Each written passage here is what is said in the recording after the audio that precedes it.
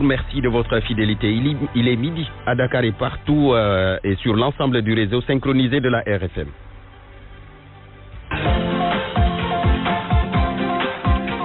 Les titres de cette édition: dépôt des listes pour les législatives, la date butoir, c'était hier à minuit. Mais la machine continue de tourner à la DAF. Aucune liste ne peut être rejetée ou déclarée forclose car il faut un délai de 48 heures pour l'examen.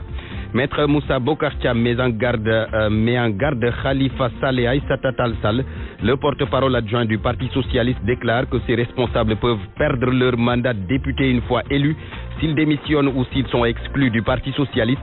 Khalifa Sall et Aïssata Tall Sall vont participer aux législatives sous des bannières autres que celles de leur formation politique. Le dossier de ce midi consacré au bizutage, le prétexte ce qui s'est passé à l'École nationale de police où toute une promotion a été renvoyée pour avoir blessé des jeunes en formation. Le bizutage est une étape obligatoire dans la formation, mais il y a des limites à ne pas franchir selon d'anciens militaires.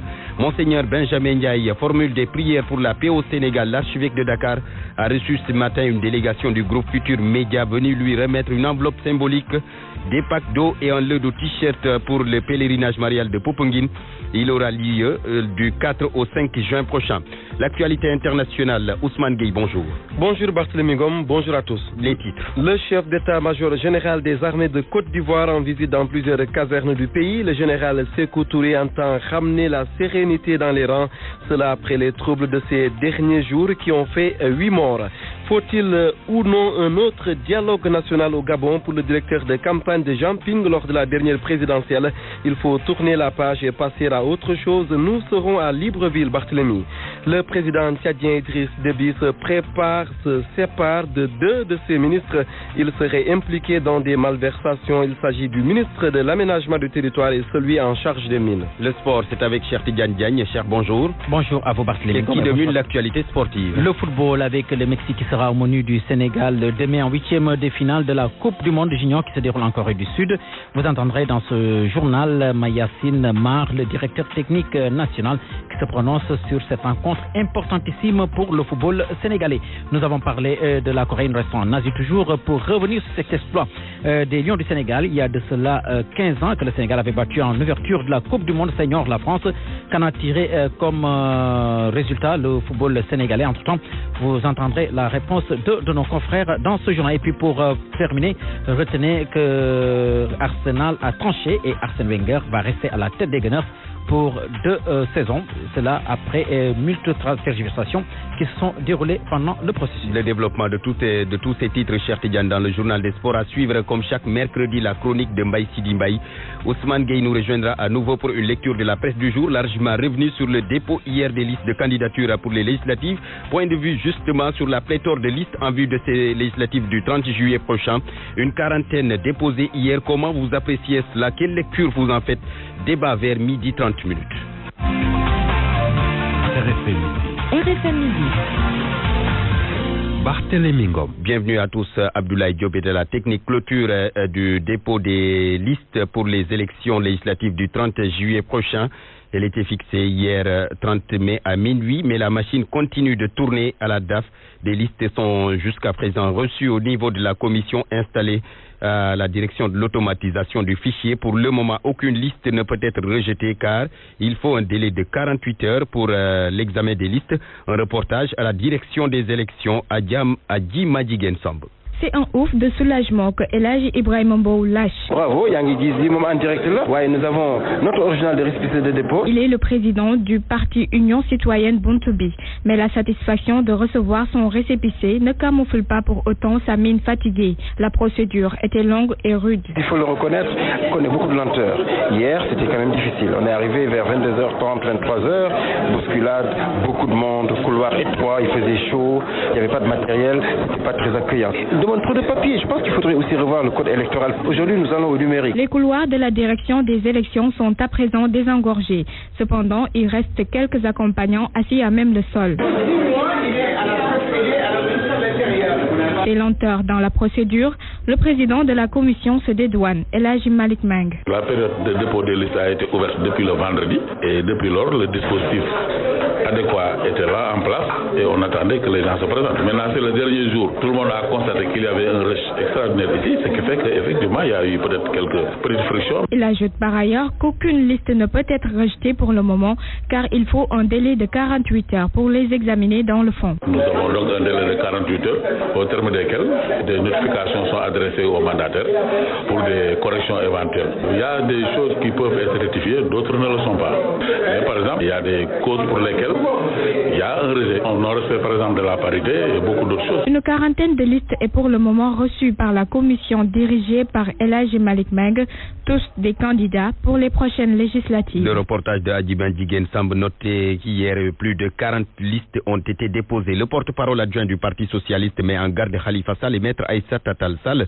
qui vont participer aux législatives sous des bannières autres que celles de leur formation politique. À en croire Maître Moussa Bocar Thiam, ces responsables peuvent tout simplement perdre leur mandat de député une fois élus s'ils démissionnent ou s'ils sont exclus du Parti socialiste. Il était l'invité de RFM Matin. Écoutons Maître Moussa Bocar Thiam au micro de Babacar Fall et de El Hadji Ndiogou Diène. C'est un camarade depuis un certain temps. Bon, il se réclame toujours de Senghor, il se réclame toujours du Parti socialiste. Ils ont pourtant déposé des listes de coalition au niveau de pour les élections législatives. Et donc, je disais qu'ils sont élus. Ils sont encore seront des députés du Parti socialiste. Ce qui veut dire quoi? Ce qui veut dire parce que s'ils ne posent pas des actes de démission non équivoques clairement avant leur élection probable, ils risquent de s'exposer à un problème juridique. Parce que on sait tous que l'article 60 de la Constitution, combiné avec l'article 7 du règlement intérieur de l'Assemblée nationale, dit clairement qu'un député qui démissionne de son parti en cours de législature ou qui est exclu de son parti en cours de législature perd son mandat. Donc s'ils ne manifestent pas leur démission avant d'être élus à l'Assemblée nationale, nécessairement, si le parti prend ses responsabilités et les exclut, ils perdront leur mandat. Ils ne siégeront jamais à l'Assemblée nationale. Ils seront inéligibles au niveau de l'Assemblée nationale. Ça, c'est une réalité juridique. On verra bien comment les instances du parti vont se comporter par rapport à cela. En tout cas, ce qui est sûr, c'est qu'aujourd'hui, s'ils continuent à se réclamer du Parti socialiste, ils vont aux élections. Ils se font élire, ils demeurent des députés du Parti socialiste. Et si le parti prend ses responsabilités en les excluant, ils perdent automatiquement leur mandat. Et ils le savent très bien. Donc, je les invite à prendre leurs responsabilités. Parce que nous, aujourd'hui, nous pensons qu'effectivement, que quelqu'un qui pose des actes aussi graves en défiant le parti, quelqu'un qui prend des actes aussi graves en insultant même la mémoire du parti, quelqu'un qui prend aussi ses responsabilités jusqu'à vouloir faire des listes parallèles, ces personnes-là se sont naturellement auto-exclues. Maître Moussa Bocar Thiam, le porte-parole adjoint du Parti socialiste. En plus bref, en Mauritanie, le candidat du PDS au poste de député de la diaspora, arrêté il y a de cela une semaine à Nouakchott, a été libéré hier soir. Boubacar Thiam a été mis aux arrêts pour fétichisme. Au moment de son arrestation, il était en compagnie d'une militante de son mouvement de soutien à Karim Wade, mouvement intitulé Abdou Karim Leral Sénégal. Midi, 8 minutes. RFM, la radio de toute l'actualité. La radio de toute l'actualité. Notto Diobass, cette localité du département de Thiès, était choisie pour abriter le 5e domaine agricole communautaire, mais depuis que le chef de l'État l'a annoncé, c'était en 2016, les jeunes de Diobass attendent toujours et pourtant les DAC ont été déjà lancés dans d'autres localités, ce que les jeunes de Notto ne comprennent pas, d'où leur cri du cœur. Le maire tempère et annonce que le démarrage est imminent. Cheikh Anta Diop. Notto Diobass fait partie des 5 localités retenues pour l'implantation de domaines agricoles communautaires. Cependant, depuis l'annonce faite par le chef de l'État en 2016, le projet tarde à démarrer. Les jeunes de Notto Diobass impliqués dans le projet lancent un cri de cœur et réclament le financement de leur domaine agricole. Patambaye, le président du conseil communal de la jeunesse de Notto Diobass. Nous lui lançons un appel solennel.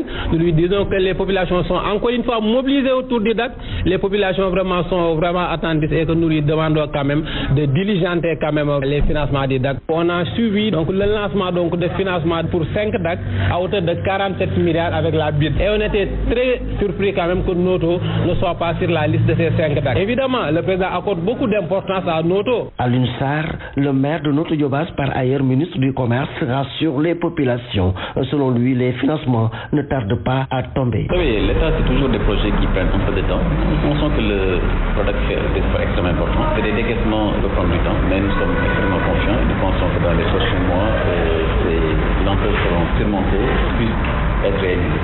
Nous pensons que d'ici le mois de juin, les travaux devaient démarrer. Le domaine agricole communautaire de Notto Diobass sera aménagé sur 2500 hectares et va générer des centaines d'emplois chez les jeunes. Les productions agricoles seront destinées à l'approvisionnement local, mais aussi à l'exportation. RFM Thiès, La filière mangue et ses problèmes en Casamance, Alioune Sarr veut réorganiser le secteur. Le ministre du Commerce va mettre à la disposition des producteurs une dizaine de tricycles. Cela va permettre aux producteurs de mangue d'acheminer tranquillement leur production vers les lieux de commercialisation. Les producteurs s'en réjouissent et soutiennent que cela va booster la filière mangue en Casamance, où l'on retrouve Lamine Ba. Ce don s'inscrit dans une optique de dynamisation de la compétitivité de la filière mangue de Casamance. Les tricycles mis à la disposition des femmes productrices vont servir à acheminer le produit des sites de production vers les lieux de commercialisation, explique le ministre du Commerce, Alioune Sarr. La cérémonie de ce matin de remise des tricycles aux braves femmes de Ziguinchor et de Bignona fait partie du plan d'action du programme d'amélioration de la compétitivité de la mangue sénégalaise ici dans la région de Ziguinchor, d'alléger les souffrances des femmes dans le transport des mangues des sites de production vers les lieux de commercialisation. La cérémonie de remise du don de matériel en présence des acteurs de la Chambre de commerce fut une tribune saisie par le ministre pour annoncer d'autres projets qui s'inscrivent dans une logique de promouvoir la transformation et l'exportation de la mangue du Sud. Le centre de conditionnement et de transformation de la pulpe de mangue qui est en cours de construction à Bignona. Au jour d'aujourd'hui, il y a plus de 160 millions de matériels qui sont commandés et qui seront livrés dans le site de Bignona dans les prochains jours. Donc ce centre, à terme, va produire plus de 320 tonnes de mangue fraîche au niveau de Bignona. Les bénéficiaires salue un acte qui sera d'un apport considérable dans la compétitivité de la mangue de Casamance. Maram Mané, vice-présidente GIE Banabana Batolodiola, porte-parole des producteurs. C'est parce qu'en brousse, les voitures ne peuvent pas entrer à l'intérieur des champs. Donc il nous fallait des tricycles. Comme la mangue tombe en même temps que l'anacarde, nous avons beaucoup de difficultés. Donc nous avons souhaité d'avoir des tricycles à nous qui pourraient vraiment servir uniquement pour la mangue. Le ministre Aliou Sarr a aussi visité le complexe frigorifique et inauguré le pont bascule du port de Ziguinchor. Lamine Ba, Ziguinchor, Radio Futur Média. Je vous l'annonçais en titre, le bizutage en question. Prétexte ce qui s'est passé à l'école nationale de police où des pensionnaires en formation ont été blessés lors de leur bizutage. Il s'agit de manœuvres destinées à formater les futurs militaires ou policiers. D'anciens militaires soulignent l'importance du bizutage qui est une étape obligatoire de la formation. Toutefois, ils indiquent qu'il y a des limites à ne pas franchir. Les services ou les sévices plutôt et brimades ne sont pas réglementaires, ont-ils confié à Elhadji Ndiogou Diène. Suivons son dossier. Et tout ce qu'il faut aussi pour préparer le soldat. Voilà, il faut s'attendre à tout. Il faut s'attendre à tout donc lors du bizutage. Cet ensemble d'épreuves vise à développer l'endurance chez les futurs soldats. Jean-Léopold Guéhi est un ancien militaire. La sécurité est une activité extrêmement exigeante qui demande parfois à l'élément des forces de défense et de sécurité de pouvoir donner sa vie s'il le faut au service de la collectivité, donc de sa nation. Donc il est nécessaire dans ce cas de figure, le stagiaire qui a ambition de faire carrière ou bien de servir son pays puisse être mis dans des conditions de pouvoir faire ce travail-là sans pour autant se poser certaines questions. Lui-même a eu à vivre de dures manœuvres dans sa formation au camp de Bango. C'est des roulades, c'est des privations de repas, c'est des rassemblements à non plus finir. Donc on met l'individu dans un état d'esprit, de stress,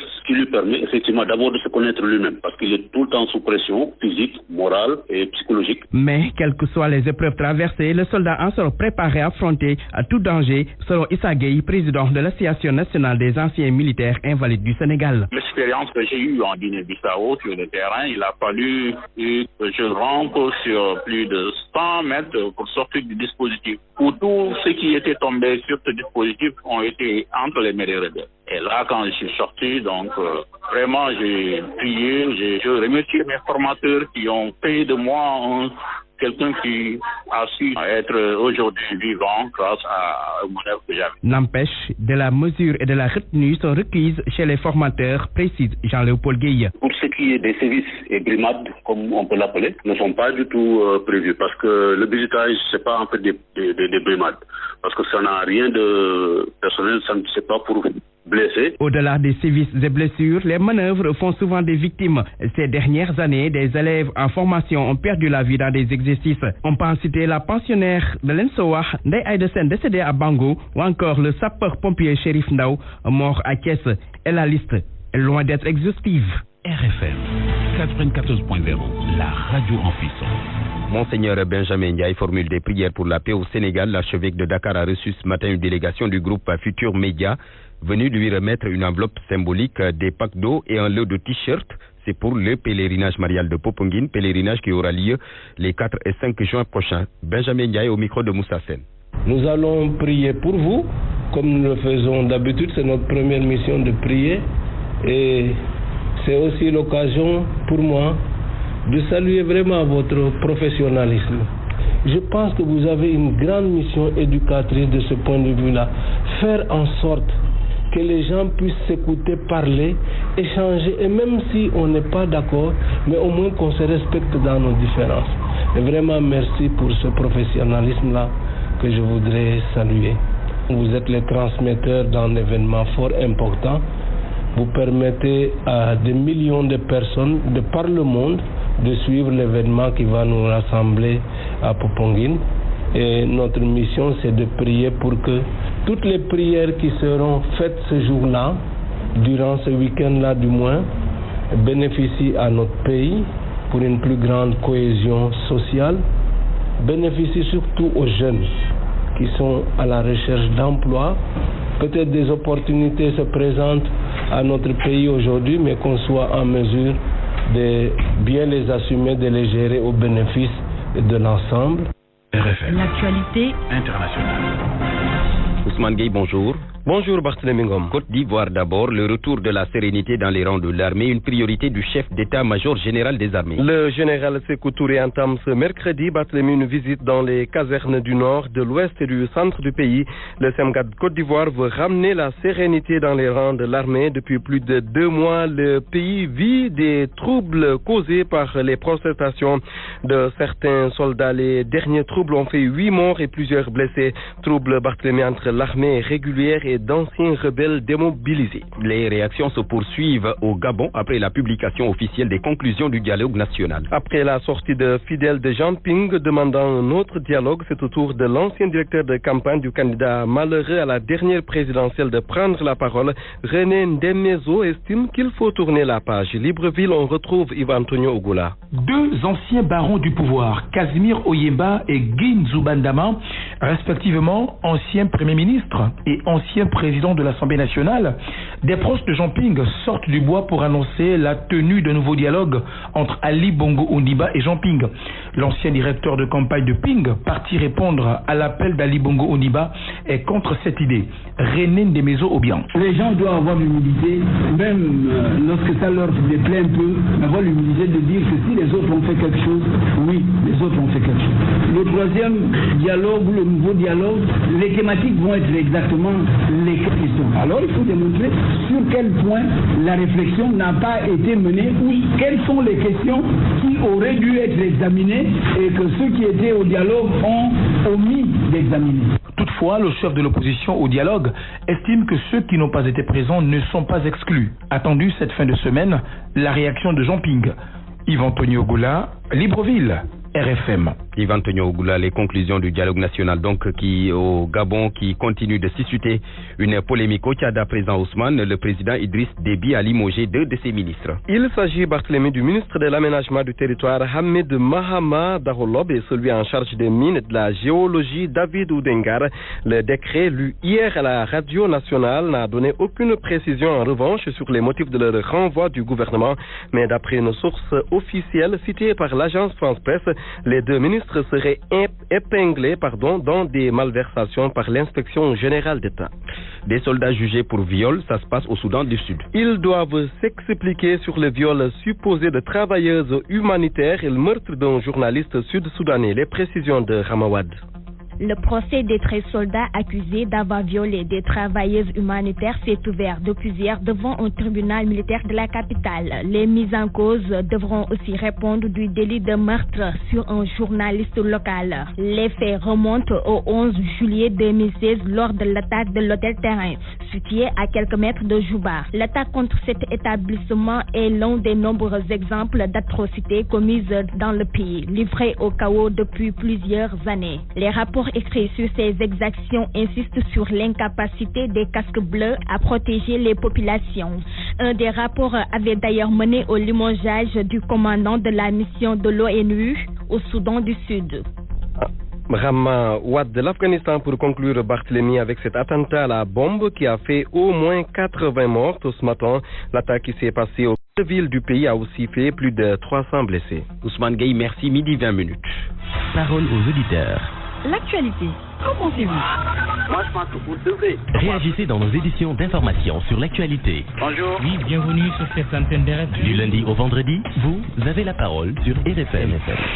Point de vue donc sur la pléthore de listes en vue des législatives du 30 juillet prochain, une quarantaine déposées hier.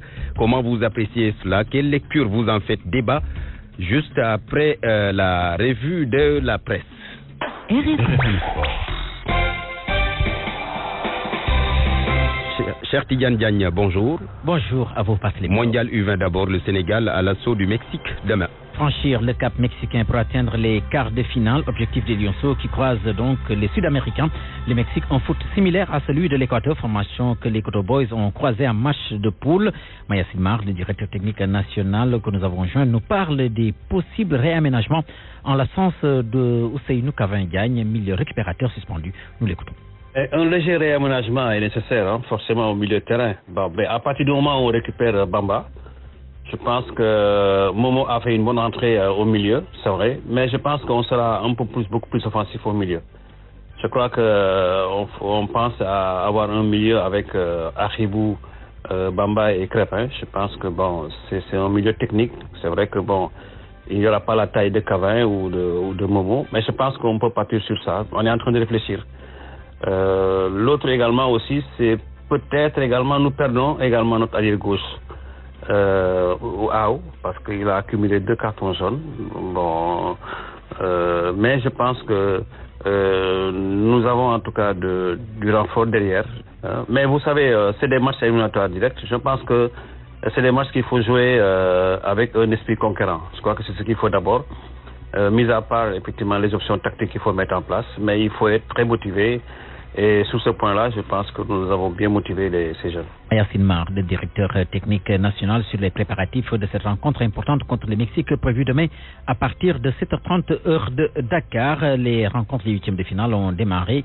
Notez que l'Uruguay a battu tout à l'heure l'Arabie Saoudite sur la marque d'1-0. À l'instant, la rencontre entre Costa Rica et l'Angleterre, ce sont les Britanniques qui mènent 1-0. La Zambie, championne d'Afrique, est menée 1-0 par l'Allemagne. Et puis, notez que la Corée est donc du Sud, organisatrice de cette compétition, est déjà éliminée de la compétition par le Portugal. 31 mai 2002, Chertidiane, 31 mai 2017, 15 ans après, le Sénégal se souvient toujours du match contre la France, c'était en Coupe du Monde. C'était sous la houlette de l'entraîneur Bruno Metsu et le Sénégal, pour rappel, avait battu en mondial donc l'équipe de la France 1-0. Depuis, qu'en a tiré le football sénégalais? Le Sénégal peut-il avoir une équipe capable de rééditer ce coup de 2002? Le journaliste Tidiane Kassé répond à ces interrogations. Il est interrogé par Sodekia. Parce que les résultats qu'on a pu avoir depuis 2002 sont allés de mal en pis. Maintenant, au niveau des autres échelons du football sénégalais, avec les U20, avec les U17 quand même, il y a eu des évolutions assez positives et les jeunes ont réellement progressé, ont fait mieux dans leur application. Enfin, rééditer l'exploit de 2002, ça peut être difficile parce qu'en 2002, on était allé en quart de finale de la Coupe du Monde, personne ne nous attendait. Mais aujourd'hui, le football est mieux structuré au niveau international, sont assez développés de sorte que avoir une équipe qui peut prendre tout le monde, comme les Lions l'avaient fait en 2002, ça peut être relativement difficile. Et il faut également dire que quand on regarde un peu la manière dont les choses sont structurées au niveau du football sénégalais, je ne pense pas que le travail qui se fait soit de nature à nous permettre de pouvoir espérer une surprise comme on en avait connu en 2002. Le cadre professionnel dans lequel on évolue ne permet pas de pouvoir bâtir un football assez performant, assez conquérant. En 2002 également, on avait des joueurs qui avaient été peut-être pris sur une sorte de génération spontanée. Aujourd'hui, La génération dont on dispose aujourd'hui, c'est des jeunes qui sont sortis des centres de formation, qui sont allés voir le milieu professionnel, un peu évoluer avec le milieu professionnel, mais je pense que les mentalités sont un peu différentes entre 2002 et aujourd'hui. Ce qu'il faut également dire, c'est qu'au niveau même de la direction du football sénégalais, c'est vrai qu'on est professionnel, mais le cadre professionnel n'est pas assez performant pour permettre de pouvoir encadrer et amener des joueurs beaucoup plus loin. Aussi, l'État sénégalais n'a pas encore fait ce qui aurait dû être fait depuis 2002 pour nous permettre d'avoir un football performant. Tidjane Kassé, notre confrère qui faisait un tout petit peu l'analyse de l'évolution du football sénégalais après 2002. Et puis, pour parler de l'équipe nationale senior, retenez qu'elle se prépare à jouer l'équipe de l'Ouganda le 5 juin prochain. C'est un match amical international à partir de 20h, stade Léopold Sédar Senghor, et c'est pour préparer la rencontre devant opposer le Sénégal à l'équipe de la Guinée équatoriale. Il s'agit cette fois-ci des éliminatoires de la CAN prévues au Cameroun. Et puis quelques rencontres amicales internationales. Barthélémy, c'est mercredi à 17h30. Le Maroc qui joue contre les Pays-Bas. La Côte d'Ivoire fait face à l'équipe du Bénin.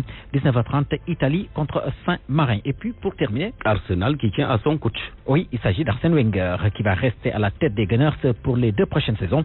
Le succès en finale de la Cup est venu donner du baume au cœur à des supporters qui ne devraient cependant pas manquer de manifester leur mécontentement. Arsenal a terminé 5e en Première Ligue à 18 points du solide leader. Chelsea. C'est tout. C'est tout, ouais. Merci beaucoup, cher Tidjane Diagne. RFM, la chronique du jour. La chronique de Mbaye Sidi Mbaye. Qu'il est long le chemin menant l'opposition vers le pouvoir. La défaite retentissante et cinglante de Maître Wade en 2012 n'était pas encore digérée que le nouveau président de la République dépoussière la vieille loi sur l'enrichissement illicite, sagement rangée par son créateur, Abdou Diouf. Macky Sall, le candidat à la présidentielle, avait annoncé une gouvernance de rupture, de reddition des comptes, la fin des privilèges. Et il a gagné la présidentielle, portée par une large coalition heureuse d'avoir terrassé le vieux lion, avec 65% des suffrages, la panache. Contexte favorable alors, dans le sens orienté des représailles et de la justice entre crochets réclamée par les vainqueurs. Très vite, la CREI se met en place. Tribunal pour les indélicats de l'Ancien Régime, l'épouvantail pour les récalcitrants, qu'importe. La CREI prend la place, et toute sa place, dans l'arsenal judiciaire avec éclat, et jette l'effroi dans les rangs des barons d'hier. La liste est longue de ceux qui doivent prétendument rendre compte. Pour frapper les esprits, semer la panique et décourager toute velléité de résistance, celui qui pourrait symboliser le duc de Bourgogne est mis en prison, accusé lourdement, bon pour l'échafaud. Aujourd'hui, ce prisonnier intrigant, entouré de mystères, réfugié à Dubaï pour les uns, exilé pour les autres, reste dans le landerneau politique sénégalais un personnage de premier rang. Ses partisans le voient futur président pour laver les affronts faits au père et à la famille. L'opposition, en principe, devrait se ranger derrière sa candidature, soutenue par le PDS, dont il reste le porte-étendard. Et voilà que tout le monde ne le voit pas ainsi. Du coup, la belle unité, la belle union du Manco se fissure et s'effrite et se scinde en mini-coalition. Du pain béni pour la coalition gouvernementale. Le spectre de la cohabitation, rêvé et agité trop tôt par le Manco, ne fait plus peur. Il fait partie des rêves en couleur. Rappelons-nous cette assertion du président Léopold Senghor, Kouyot du Socrate. À mercredi prochain. RFM, la presse du jour. Ce programme vous est proposé par Emirates. Presse du jour, Ousmane Gueye. Bonjour à tous. Nuit de folie pour le dépôt des listes avec des manœuvres tous azimuts jusqu'au petit matin. Vox Populi résume ainsi l'ambiance hier au ministère de l'Intérieur à propos des candidatures pour les législatives. Et pour ces législatives, on connaît maintenant les têtes de liste officielles. Mohamed Boun Abdallah Dionne dirige la coalition présidentielle au niveau national, c'est la une du Soleil. Moustapha Niasse à Nioro, ce qui fait dire aux Échos, Macky mise sur le PM et largue Moustapha Niasse dans son Nioro natal. Khalifa Sall mène la liste nationale de Manko Tahaou Sénégal et Joseph Sarr la conduite à Dakar. Abdoulaye Wade, pour sa part, a été confirmé par le PDS et ses alliés tête de liste nationale de la coalition gagnante Wattu Sénégal. L'ex-président de la République parle d'ailleurs dans la tribune du jour. J'ai 91 ans, je me porte bien et j'arrive. Un autre acteur de l'arène, Maître El Hadj Diouf, le chef de file de la coalition Leral, a impressionné Vox Populi. C'est à la page 7.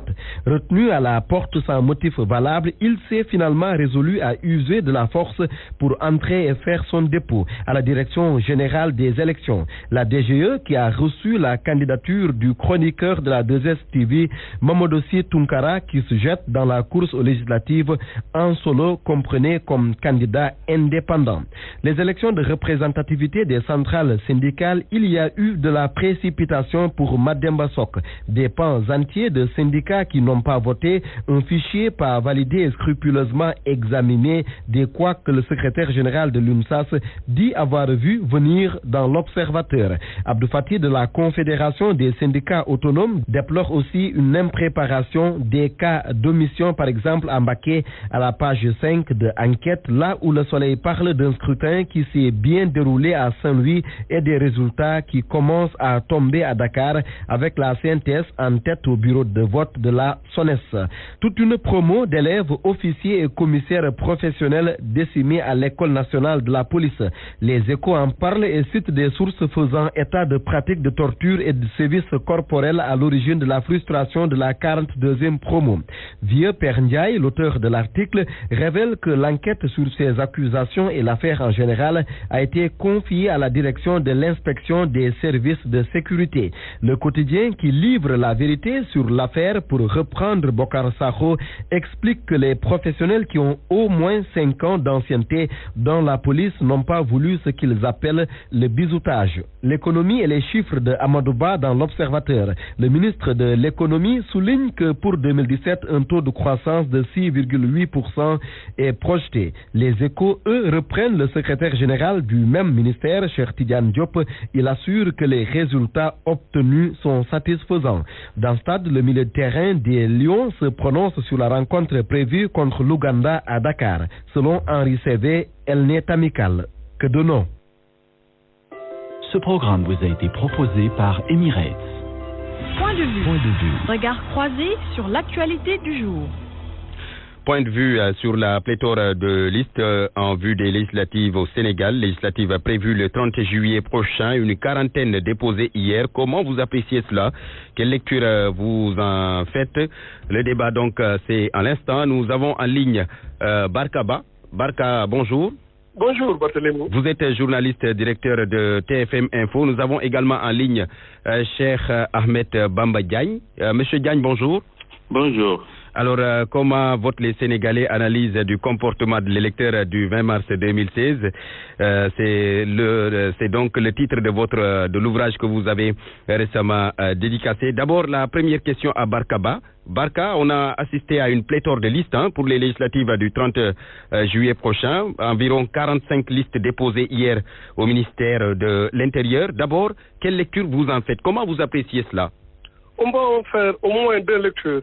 La première, ça montre le dynamisme de la démocratie sénégalaise et l'attractivité de cette démocratie qui fait que les citoyens pensent qu'ils sont dans un pays où la compétition est ouverte, où chacun peut avoir sa chance.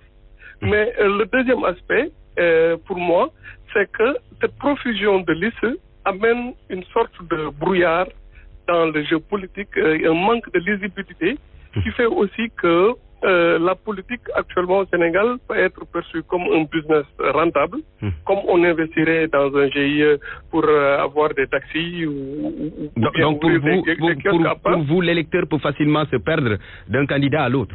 Non, mais totalement. Et peut-être même que par une stratégie mûrement réfléchie du côté des pouvoirs, ça ne m'étonnerait pas qu'en sous-main, le pouvoir, même s'il va s'en défendre, ait encouragé une profusion de listes pour mieux brouiller le jeu. Parce que généralement, quand il y a une pléthore de listes, généralement, je dis bien généralement parce qu'il y a des exceptions à toute règle, généralement, ça favorise le parti au pouvoir. En ce sens que souvent, l'un des buts recherchés par la dispersion des listes et le fait de monter et de créer des listes un peu farfelues parfois, peut décourager l'électeur qui va se dire que finalement, je ne m'y retrouve pas et favoriser ainsi le taux d'abstention. Le taux d'abstention. Et généralement, le taux d'abstention généralement favorise la formation au pouvoir. J'allais en venir là, Barka, vous gardez la ligne. Cher Ahmed Bamba Diagne, quelle lecture faites-vous de ces nombreuses listes-là? Alors, je précise que je suis économiste, j'ai écrit un livre sur la politique, mais Barkava reste le spécialiste. D'accord. Alors, je suis d'accord avec la deuxième lecture de Barkava, parce que 50 listes posent problème à l'électeur. Donc, cette situation pourrait en tout cas accroître le taux de participation à ces élections. Pas tellement, parce que la relation entre l'électeur et l'élu, ce n'est pas, en fait, ça se joue pas sur le nombre de listes. Mais le problème est que ça pose problème à l'électeur, ça pose problème à la presse et ça pose problème même à la démocratie. Parce que qu'est-ce qui justifie ces listes-là? À qui profite cette pléthore de listes? Et je suis parfaitement d'accord avec Barkaba, parce que le fait que Manko n'a pas réussi à garder en fait son Manko, mais ça acte automatiquement la victoire du président en fait du parti au pouvoir pour les élections législatives. Parce que ce qui est intéressant encore dans l'analyse de Barka, c'est que le monde rural vote. Et le monde rural, d'habitude, vote toujours pour le parti au pouvoir. Et maintenant, avec ces pléthores de listes, malheureusement, pour moi, il y a une réflexion qu'on doit faire sur le plus fort reste. Qu'est-ce qu'un député tout seul peut faire dans une assemblée où il a du mal même à prendre la parole dans l'hémicycle? Moi, je pense que c'est cela qu'on doit régler. Tout le monde veut être député, mais un seul député, voilà les plus forts restes. Après, qu'est-ce que cela va apporter? Quel est le député? Pour vous, ces nombreuses listes-là risquent d'augmenter en tout cas le taux d'abstention? Pas le taux. Le taux d'abstention ne dépend pas de ces listes-là. Le taux d'abstention, c'est que les Sénégalais, en fait, oui, parce que l'électeur aussi aura en face de lui une fois dans l'urne, dans le bureau de vote, il aura en face de lui plus de 40 listes à prendre. Est-ce que cela aussi ne peut pas jouer sur le rythme du vote? Non, ça dit que le problème est que c'est vrai que si on lui demande de choisir le temps, ça va prendre du temps, mais l'électeur sait déjà pour qui il va voter. Le problème n'est pas à ce niveau. Le problème, c'est que les Sénégalais votent souvent pour les élections présidentielles, sont beaucoup plus motivés à voter pour les élections présidentielles que pour les élections législatives. D'accord. Barka, aujourd'hui, on a assisté à un éclatement de l'opposition Manko Taxawu Sénégal d'un côté, la coalition gagnante Wattu Sénégal de l'autre. Est-ce que cet éclatement de l'opposition ne va pas, en tout cas, amoindrir ses chances? Quand il y a eu la première dynamique unitaire qui a été enclenchée après l'emprisonnement de Khalifa Sall et qu'on a parlé de Manko Taxawu Sénégal, on avait senti une réaction de panique au sommet de l'État, et on va dire au sommet de l'APR. Mais les dernières bisbilles intervenues entre leaders ont dû faire pousser un ouf de soulagement provisoire à la formation au pouvoir, dans ce sens que cette dynamique unitaire, si elle était allée jusqu'au bout, pouvait constituer une sérieuse menace pour le parti au pouvoir et ses alliés de Benno Bokk Yakaar pour ces prochaines législatives. Mais comme dans un mauvais film avec des rebondissements de dernière minute, comme dans une série B, on a vu que ce Manko a éclaté en trois pôles et que je ne sais pas si le pouvoir a favorisé en sous-main cet éclatement ou pas. Mais en tout cas, c'est du pain béni pour le moment, pour le parti au pouvoir. Ça ne pourrait n'être que bénéfique, normalement, pour le pouvoir, de voir au moins provisoirement cette dynamique être cassée. D'accord. Merci beaucoup, Barkaba, journaliste, directeur de TFM Info. On termine avec Cheikh Ahmed Bamba Diagne. Cheikh Ahmed, cet éclatement de l'opposition, est-ce que c'est une situation qui profite le plus à Benno Bokk Yakaar? Mais ça acte la victoire de Benno Bokk Yakaar pour les élections législatives. Ah oui? Parce que si vous voyez la culture électorale, d'habitude le monde rural vote toujours pour le président en place. Les députés aussi de l'étranger peuvent être entre les mains du pouvoir en place. Maintenant, le débat c'était sur la liste proportionnelle. Maintenant, si Manko se divise en deux, par exemple, la liste proportionnelle aussi va rester entre les mains de Benno Bokk Yakaar. Et maintenant, si vous prenez le monde rural, la liste proportionnelle et les députés à l'étranger, en réalité, vous allez être majoritaire. Maintenant, le deuxième niveau de lecture qui va nous intéresser, c'est est-ce que Benno Bokk Yakaar va avoir 50% de l'électorat. C'est ça qui nous intéresse nous maintenant. Mais la victoire, c'est acté par la dislocation, parce qu'il y avait un problème entre deux hommes politiques qui ont fait vraiment beaucoup d'erreurs dans leur choix au niveau de Manko. Mais la victoire, à mon niveau, c'est très clair. Le débat, c'est est-ce que Benno Bokk Yakaar va être majoritaire ou non. D'accord. Merci beaucoup, cher Ahmed Bamba Diagne, économiste. Merci également à Barkaba, journaliste, directeur de TFM Info. Mesdames, Messieurs, c'était Point de vue. La météo à présent, avant le rappel des titres. Le ciel plutôt restera ensoleillé, à passagèrement nuageux sur une bonne partie du territoire. Les visibilités seront généralement bonnes. Un temps chaud sera particulièrement de mise sur les pays, notamment sur les régions nord-est et centre, où les températures journalières évolueront entre 42 et 44 degrés. Sur les régions proches du littoral, la chaleur sera aussi sensible, avec des pics de 30 à 35 degrés qui seront respectivement relevés ici à Dakar et au Cap Skirring. Mesdames, Messieurs, c'est la fin de ce journal. Voici les principales informations à retenir. Dépôt des listes pour les législatives, la date butoir, c'était hier à minuit, mais la machine continue de tourner à la DAF. Aucune liste ne peut être rejetée ou déclarée for close car il faut un délai de 48 heures pour l'examen. Maître Moussa Bokartia met en garde Khalifa Sall et Aïssata Tall Sall. Le porte-parole adjoint du Parti socialiste déclare que ces deux responsables peuvent perdre leur mandat de député une fois élus. S'ils démissionnent ou s'ils sont exclus du Parti socialiste, Khalifa et Aïssata Tall Sall vont participer aux législatives sous des bannières autres que celles de leur formation politique. Le dossier de ce midi était consacré au bizutage. Le prétexte, ce qui s'est passé à l'École nationale de police où toute une promotion a été renvoyée pour avoir blessé des jeunes en formation. Le bizutage, une étape obligatoire dans la formation, mais il y a des limites à ne pas franchir selon d'anciens militaires. Monseigneur Benjamin Ndiaye qui formule des prières pour la paix au Sénégal. La